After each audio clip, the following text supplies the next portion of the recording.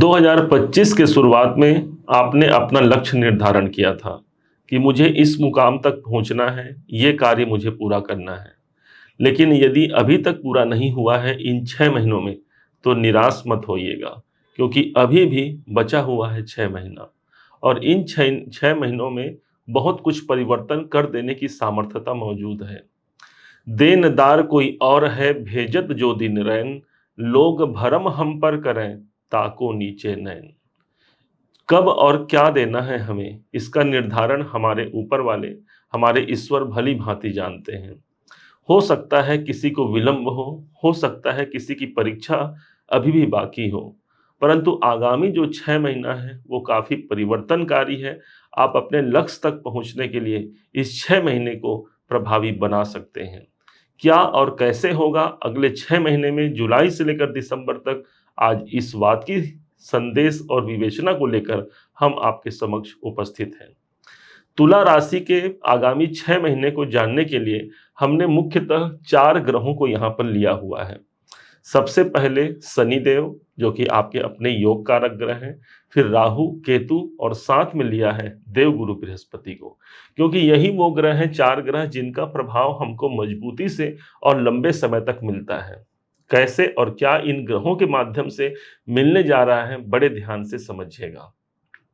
सबसे पहले जुलाई के महीने में ही 11 जुलाई को श्रावण सोमवार का, श्रावण महीने का एक शुभ संयोग प्रारंभ हो जाता है और ठीक 13 तारीख को ही शनिदेव वक्री अवस्था पर आ जाएंगे।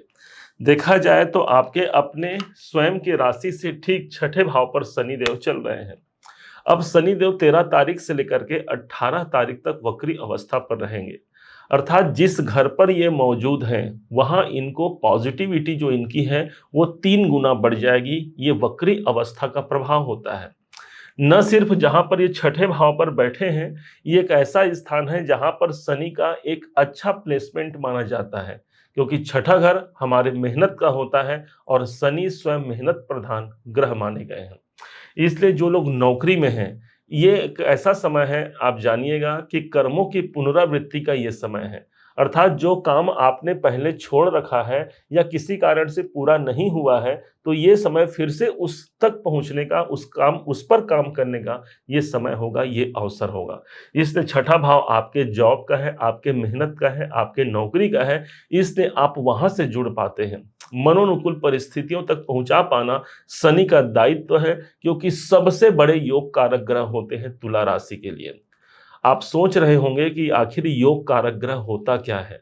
योग कारक ग्रह का डेफिनेशन होगा वो ग्रह जो आपके जीवन को प्लस करने आया है, सकारात्मक परिणाम देने आया है। और यही जब वक्री अवस्था पर आ जाएंगे तो इनका प्रभाव एक घर पीछे भी हो जाएगा और इसलिए पंचम भाव का रिजल्ट भी वो काफी मजबूती से प्रदान करेंगे, जो कि हमारी सोच समझ है, हमारा ज्ञान है, हमारी भौतिक सुख संसाधनों को कैसे प्राप्त किया जाए या फिर ईश्वर तत्व तक कैसे पहुंचा जाए, ये हमको पंचम भाव ही सिखाता है। संतान से जुड़े हुए कोई काम अधूरे रह गए थे, वो इस समय पर ज्यादा मजबूती से हमारे पूरे होने वाले हैं। प्रश्न उठ सकता है कि भाई 29 मार्च से शनिदेव 6ठे भाव पर आए हैं, तो अभी तक क्यों इनका रिजल्ट सही नहीं मिला। इसका एक ही उत्तर है, शनिदेव धैर्य के कारक होते हैं। और देखेंगे आप 2 अक्टूबर तक ये स्वयं ऐसे नक्षत्र पर हैं जो कि उत्तरा भाद्रपद नक्षत्र में है, जो कि शनि का स्वयं का नक्षत्र है। जैसे ही 2 अक्टूबर की शाम का समय आता है, यही शनिदेव रेवती नाम के नक्षत्र पर प्रवेश कर जाएंगे, जिनके मालिक होते हैं, जिनके स्वामी होते हैं स्वयं बुध देव। अब शनि का बुध के नक्षत्र पर जाना, शनि स्वयं आपका करियर है, तो बुध कहता है मैं उसमें बढ़ोतरी हूं, या बुध कहेगा मैं व्यापार हूं। व्यापारिक दृष्टिकोण से वाणी के कारक बुध माने गए हैं, तो शनि अब जो है बुध का प्रभाव देंगे। नक्षत्र ज्योतिष के अनुसार कोई ग्रह अपना परिणाम अपने नक्षत्रों के अधीन होकर हमको प्रदान करता है। तो अब देख लीजिए, बुध जिस घर का स्वामी है वहां के पॉजिटिव रिजल्ट हमको मिलने प्रारंभ हो जाएंगे 2 अक्टूबर से।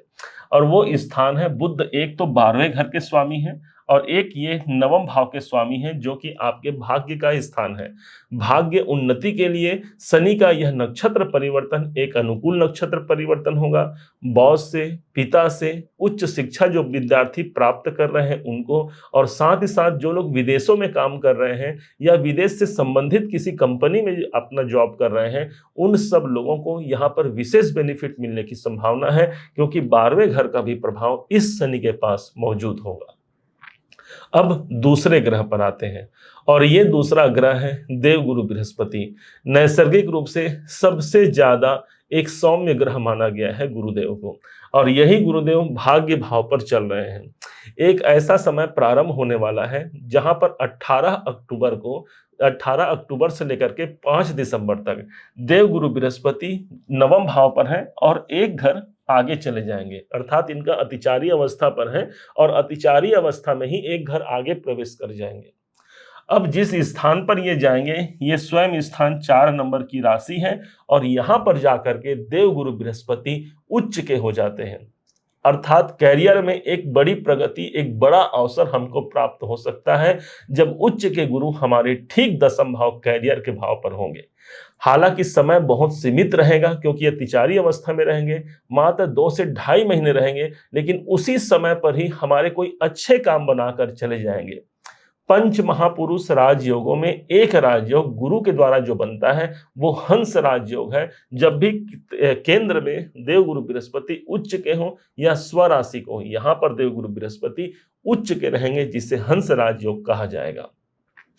अब इस समय इस स्थान पर जैसे गुरुदेव आते हैं, इनकी एक दृष्टि सीधे पड़ती है द्वितीय भाव पर, जिसके माध्यम से आर्थिक परेशानियों से हमको मुक्ति दिलाते हैं गुरु, क्योंकि गुरु की दृष्टि में बड़ा प्रभाव माना गया है। जिस घर को देवगुरु बृहस्पति देख लेते हैं वो घर गंगा जल के समान पवित्र हो जाता है। अब वही पवित्रता आ गई हमको द्वितीय भाव पर, जो कि हमारा धन है, हमारी कुटुंब है, हमारी वाणी है।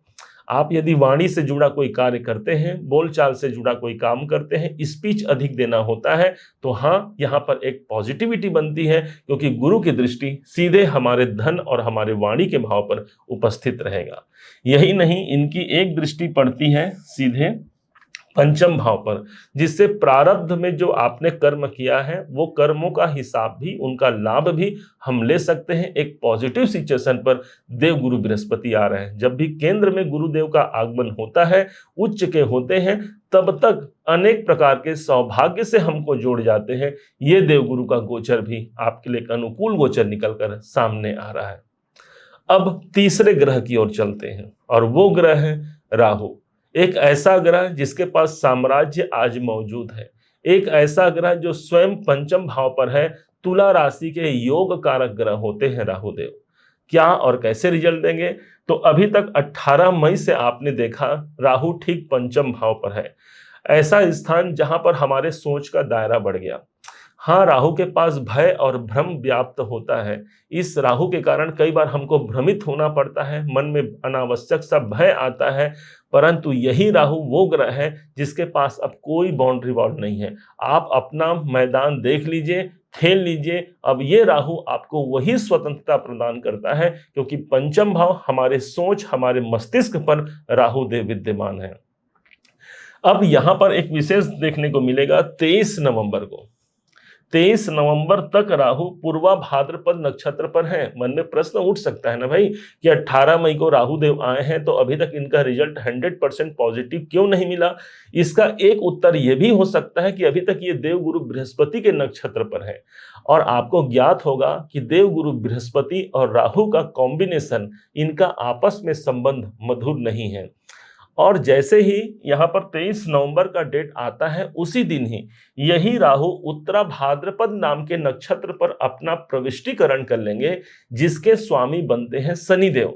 अब एक तरफ तो ये स्वयं शनि के राशि पर है, तो दूसरे तरफ शनि के नक्षत्र पर भी ये चले जाएंगे। इसलिए शनि का दोहरा प्रभाव इनके ऊपर पड़ेगा। कहा भी गया है यथा शनि तथा राहु, और यहां से ये अपना ज्यादा पॉजिटिव रिजल्ट हमको देना प्रारंभ करेंगे। राहु की दृष्टि है, अनेक प्रकार के शुभ सुविधाओं से हमको युक्त करता है। जहां पर संसार में आप भटक रहे हैं, उस भटकाव में भी ये आपको एक अनुकूल रास्ता प्रदान कर ले, यही राहु है। क्योंकि राहु को ज्ञात होता है कि कैसे मुझे अमृत पान करना है, कैसे मुझे अमृत तक पहुंचना है, शायद यही मुझे अमृत के रास्ते तक मुझे पहुंचा सकता है। राहु की जो 9वीं दृष्टि है वो कहीं और नहीं, आपके अपने राशि पर ही पड़ रही है, जिसके माध्यम से आने वाला समय भी कहा जाए, क्योंकि इनका प्रभाव अभी मार्च तक 2026 तक रहेगा, तो आने वाला समय भी एक बड़े उपलब्धियों से हमको राहु जोड़ता है। जीवन में यदि 10x करना है, 10 गुना वृद्धि करना है, तो एक राहु के अलावा दूसरा कोई और अन्य ग्रह नहीं है जो हमको रातों रात 10 गुना बढ़ाने की सामर्थ्यता अपने अंदर विद्यमान रखता हो। अब अगले ग्रह की ओर आते हैं और वो ग्रह है केतु।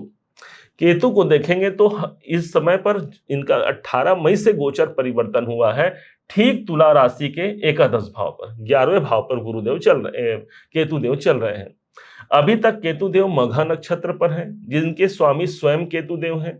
अब जैसे ही एक डेट आता है 20 जुलाई 2025 को ही यही केतु देव पूरे मार्च महीने तक, जब तक इनका गोचर रहेगा तब तक ये पूर्वा फाल्गुनी नक्षत्र पर ये इनका संचरण रहेगा और इन्हीं के चारों चरण पर इनका काम होगा। सूत्र को ध्यान रखिए, कोई ग्रह अपने नक्षत्रों के अधीन होकर हमको रिजल्ट प्रदान करता है। तो इस प्रकार से, इस हिसाब से भी देखा जाए, उस सूत्र के माध्यम से देखा जाए तो केतु इस समय पर शुक्र का प्रभाव देंगे और आपके अपने राशि का जो स्वामी है यही शुक्र देव है। अर्थात 2 नंबर अष्टम भाव और 7 नंबर आपकी स्वयं अपनी राशि, ये इस समय पर प्रभावी हो जाएगी। केतु स्वयं लाभ के घर पर है और इनका प्रभाव शुक्र के माध्यम से मिलने जा रहा है। केतु स्वयं एक दानव ग्रह है और शुक्र देव शुक्राचार्य कहा गया है, दानव गुरु कहा गया है। इसलिए यहाँ पर लग्न मजबूत होगा, कोई हेल्थ में प्रॉब्लम है उस प्रॉब्लम से हमको निजात मिलता है, हम अपने कार्य के लिए निरंतर आगे बढ़ पाते हैं, क्योंकि लाभ घर से इनका प्रभाव रहेगा। दोनों घरों का प्रभाव हो गया ना, लाभ का भी प्रभाव हो गया, लग्न का प्रभाव हो गया और अष्टम का भी हो गया। यहाँ पर जो कॉम्बिनेशन निकल के आएगा वो 1, 8 और 11 का कॉम्बिनेशन निकल के आएगा।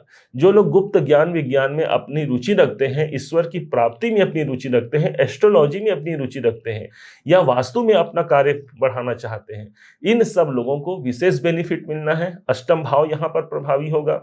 किसी कारण से कोई रुकावट जीवन में चल रही है, कोई बाधा जीवन में चल रही है, उसका कोई निराकरण निकल के सामने नहीं आ रहा है, तो केतु लाभ के घर से ही अपना प्रभाव अष्टम भाव को प्रदान कर रहे हैं।